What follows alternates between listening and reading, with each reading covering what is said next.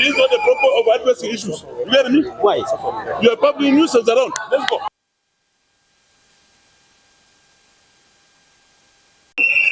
Then I will go away.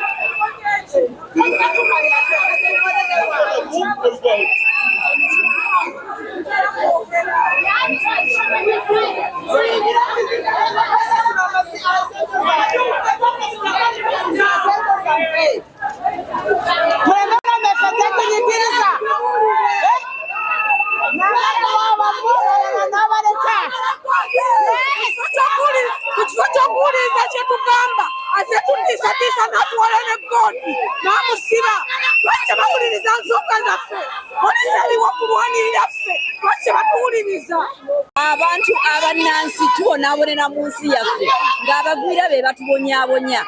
Kati wano bongeza renti buli mwaka kati twekubirako nduulu okuba kati nga tebatwongeza buli mwaka. Tugezaako okwekalakasa mu mirembe, poliisi eyoola abantu nga bwe batwala. Buli mwaka bongeza 5%. Okitegeera bw'oba badde osasula miliyoni 2 olina okubisamu by 5%.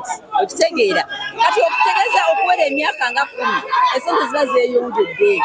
Okitegeera eno Uganda yaffe abagwira bajja kitonya singa muyingirako munda ekizimbe kibi nnyo naye buli mwaka bongeza tebalina kye batukolera.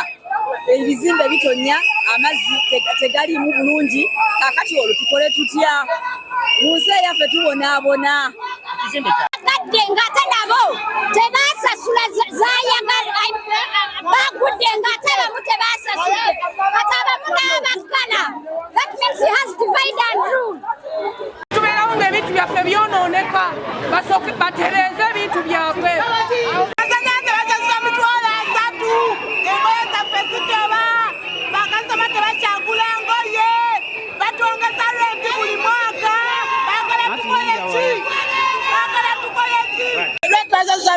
Batwongeza buli mwaka.